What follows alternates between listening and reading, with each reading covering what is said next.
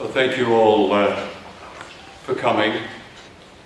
I've been filming in the Marshall Islands, which lie north of Australia in the middle of the Pacific. Now, whenever I tell people that, they ask, where is that? And if I offer a clue by referring to bikini, they say, oh, you mean the swimsuit. Now, few people seem aware that the bikini swimsuit was named to celebrate the nuclear bombs that destroyed Bikini Island. 66 nuclear devices were exploded by the United States in the Marshall Islands between 1946 and 1958. That's the equivalent of 1.6 Hiroshima bomb explosions every day for 12 years. Bikini is silent today, mutated and contaminated. The palm trees grow in a strange grid formation. Nothing moves. There are no birds. The headstones in the old cemetery are alive with radiation. My shoes registered unsafe on a Geiger counter. Standing on the beach, I watched the emerald green of the Pacific fall away into a vast black hole. This was the crater left by a hydrogen bomb they called Bravo.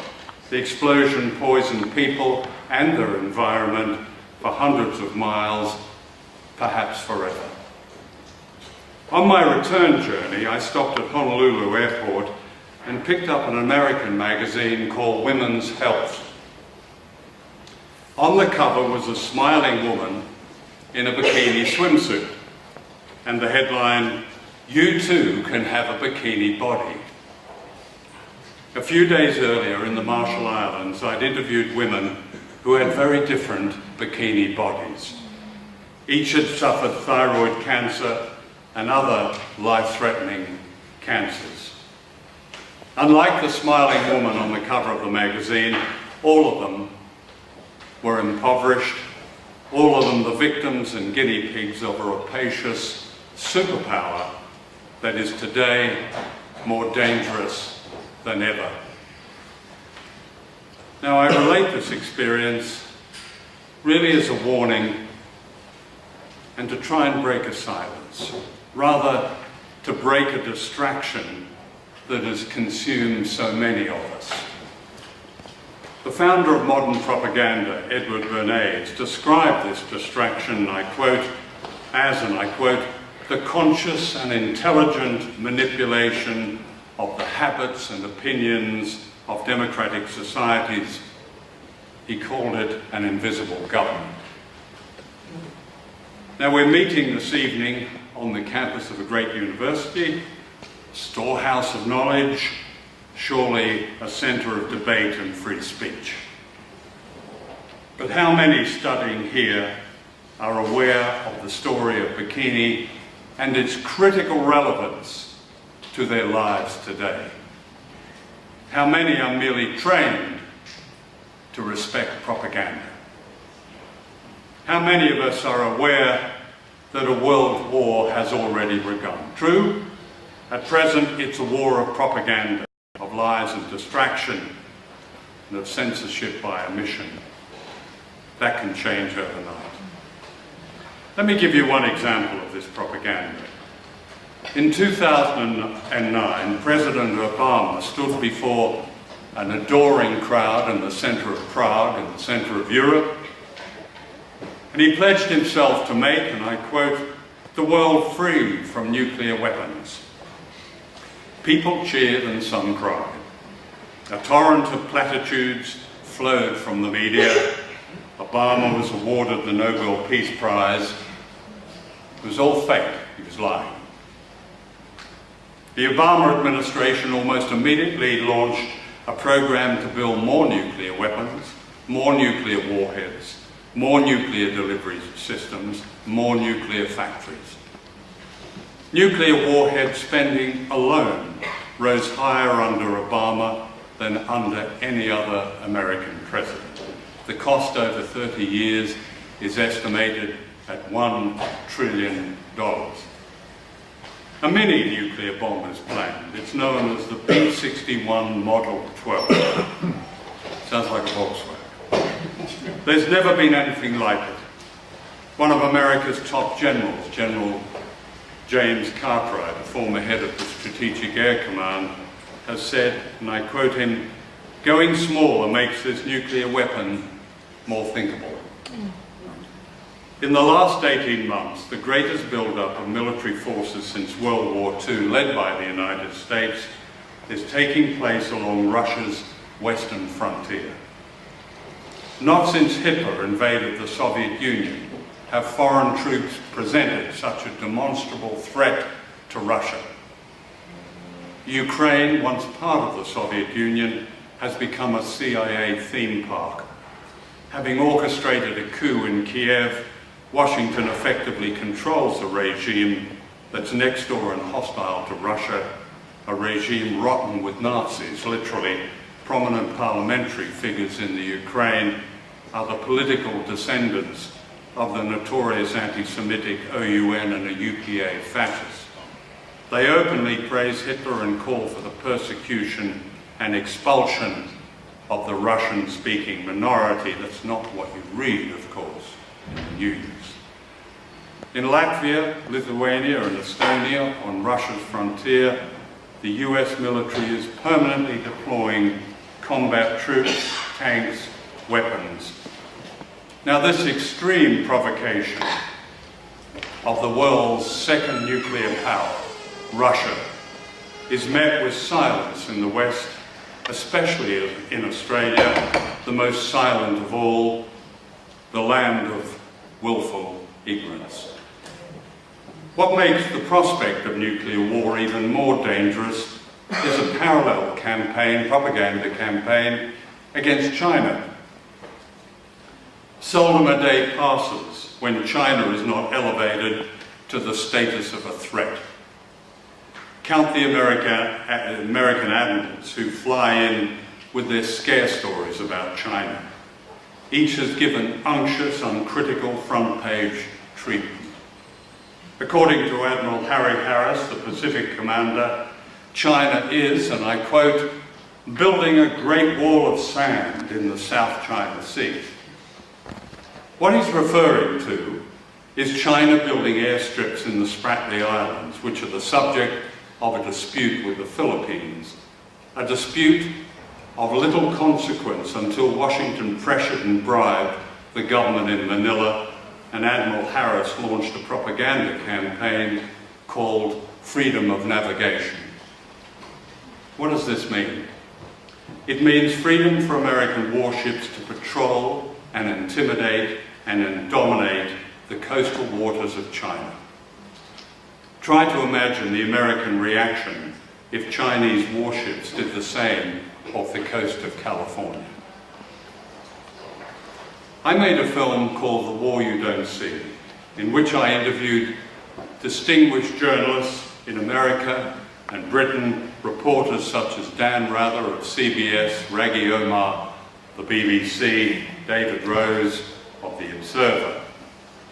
All of them said that had journalists and broadcasters done their job and questioned the propaganda that Saddam Hussein had weapons of mass destruction, had they not amplified and echoed the lies of George W. Bush and Tony Blair, the invasion of Iraq might not have happened, and hundreds of thousands of men, women, and children would be alive today.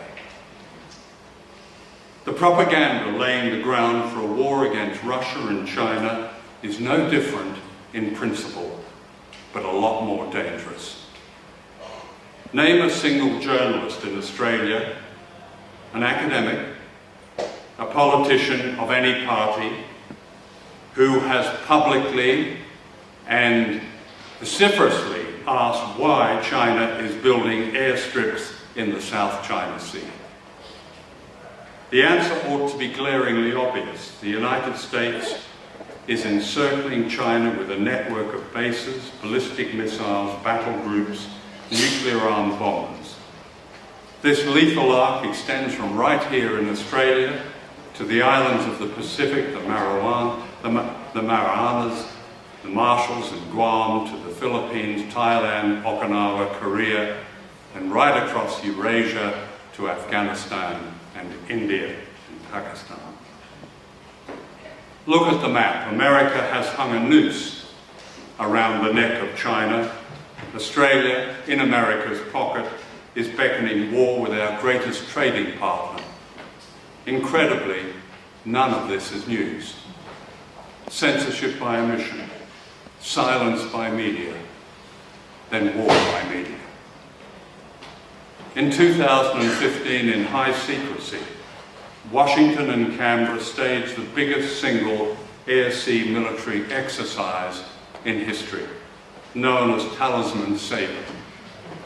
Its aim was to rehearse an air-sea battle plan, blocking sea lanes such as the Straits of Malacca and the Lombok Straits that cut off China's access to oil, gas, and other vital materials from the Middle East and Africa.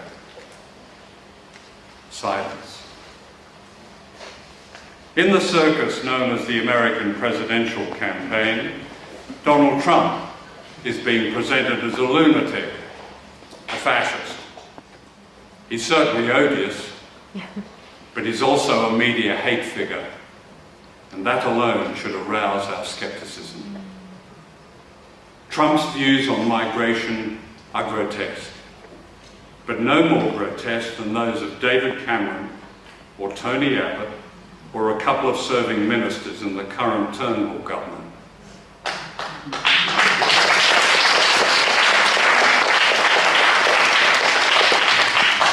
It's not Trump who is the great deporter of people from the United States, but the Nobel Peace Prize winner Barack Obama.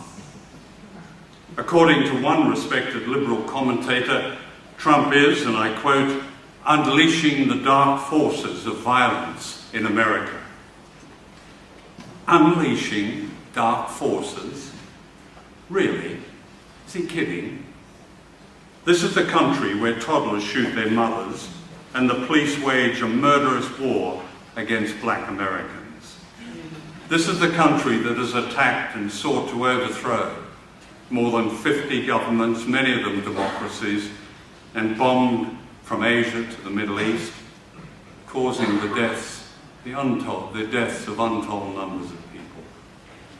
No country can equal this record of violence. It's systemic.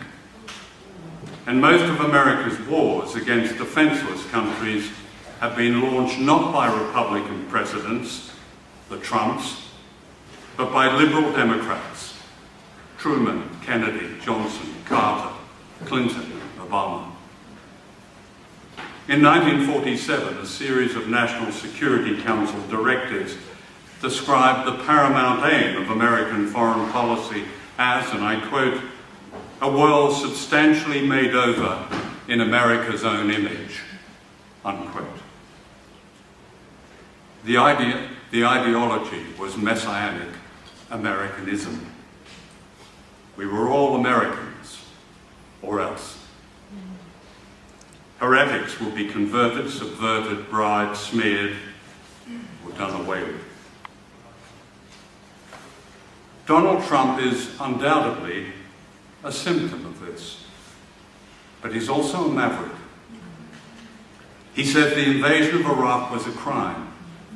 He doesn't want to go to war with Russia and China. How ironic.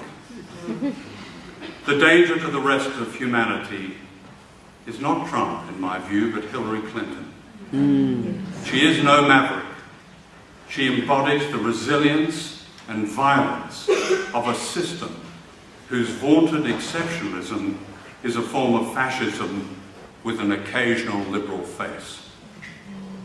As election day draws near, Clinton will be hailed as the first female president, regardless of her crimes and lies.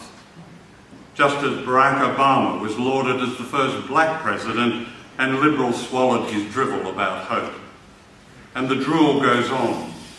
described by The Guardian columnist Owen Jones as, quote, funny, charming, with a coolness that eludes practically every other politician, unquote, Obama the other day sent drones to slaughter 150 people in Somalia.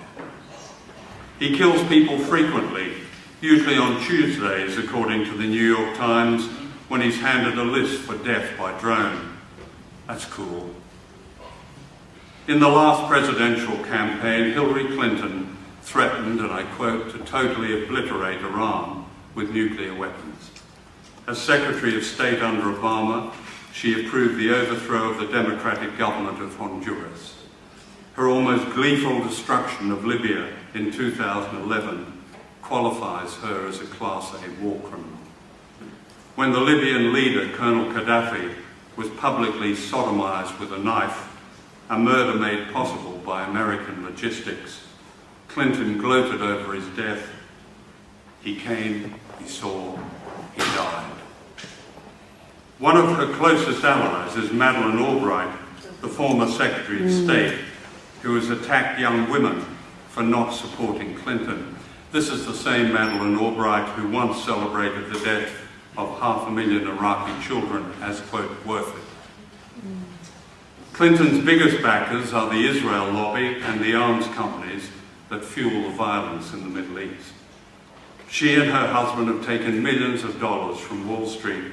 She's corrupt and violent, and yet she's about to be ordained the women's candidate, to see off the evil Trump, the official demon.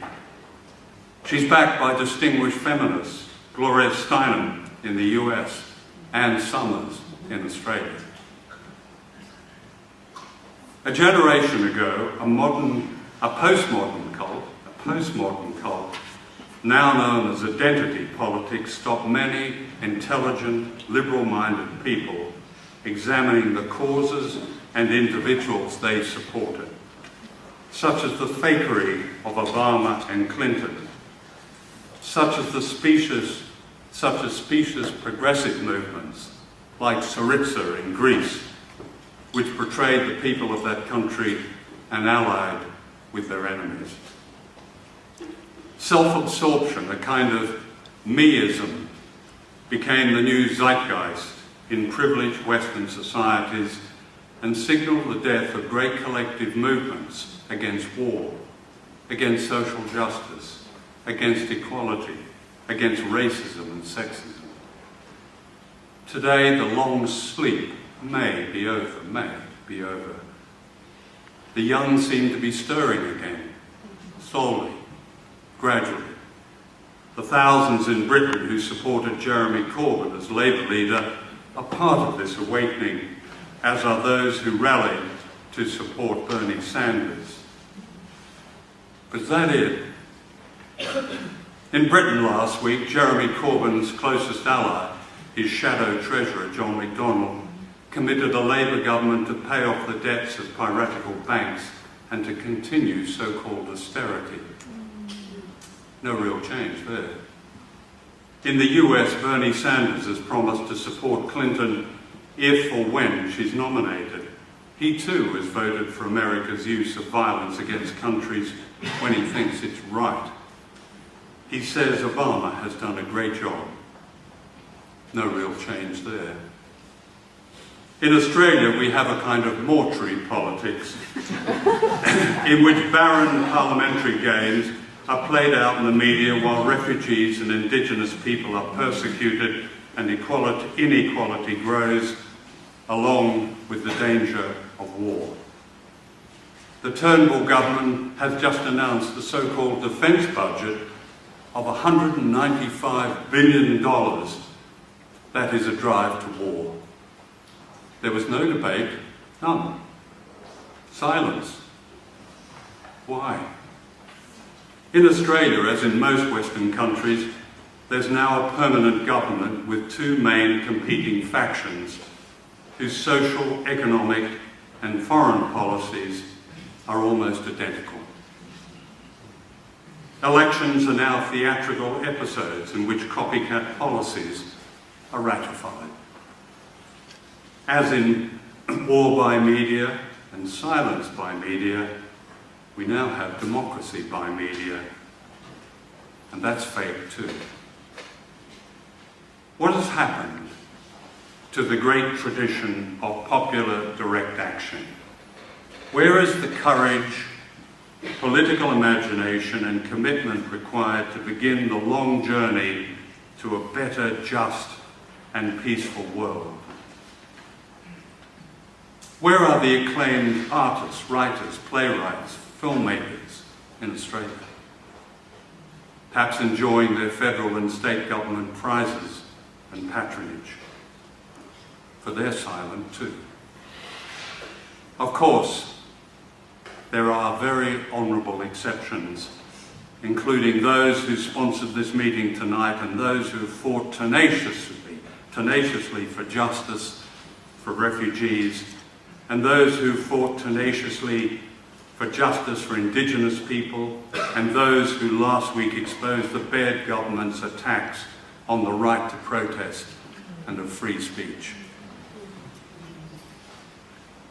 What they showed was that real dissent is becoming a crime. And that is the challenge for everyone here tonight.